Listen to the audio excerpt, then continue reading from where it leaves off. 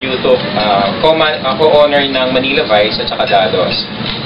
In a business point of view, dinrawing ko ang Taft Avenue as ganito lang. Pasensyahan.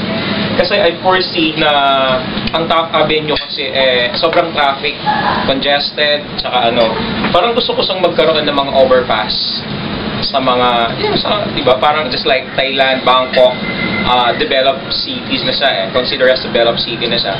Parang ang dami na niyang overpass sa lahat para yung congestion ng Taft Avenue, I think, as of now, kasi kung patuloy yung development natin ngayon in the next 10 to 15 years, siguradong dadami yung mga nakatira sa along Taft Avenue. So tingin ko, kailangan nating lagyan ng overpass yung mga natin, daanan. Parang LA, Gusto mo bang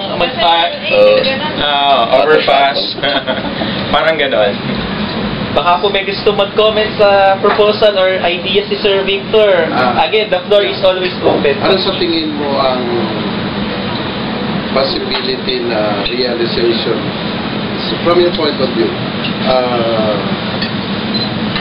ng overpass? Mangarap Yes, sir. Ganyan lang yung chance ng realization ng... Sir, siguro, I think, in 10 to 15 years, siguro, we're on our way Just like the conversation a while ago, we have like, in 2050, we are one of the top 15 developed countries in the world. So, I don't think na hindi siya possible Basta siguro kung driven yung government, kasi along the way kasi dito sa development natin, sir, kailangan tayong mag-isip ng paraan kung paano natin, paano natin i-decongested yung area So tingin ko, in a way, pwede siyang lagyan ng mga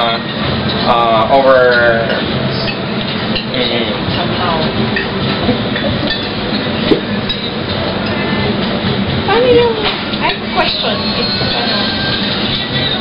forgive my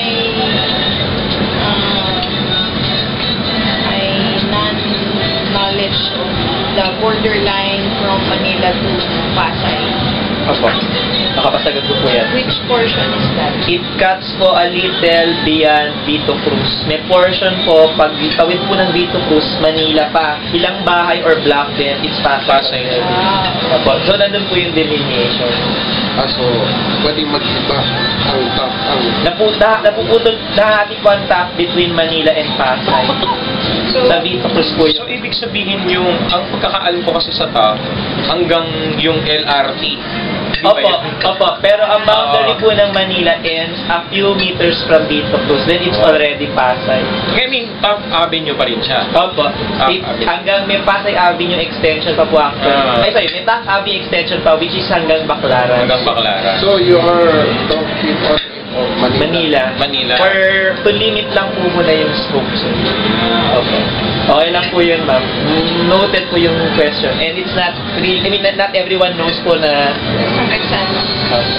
Doon kasi kami nakatre, boundary Boundary kami ng Pasay tsaka Manila. Pag nag-step ka dun sa nasa Manila kami. Okay. Is there much difference? Wala naman, ma'am. Kasi... In terms of character, in terms of people, in terms of whatever. Tingin ko kasi itong mga bandang Pasay area, hindi sila masyadong... wala kasi masyadong school doon. So, maraming illegal settlers ang Pasay area. Alright. Thank you, sir. Thank you, ma'am. Thank you, Sir Victor. So, let's move on to the next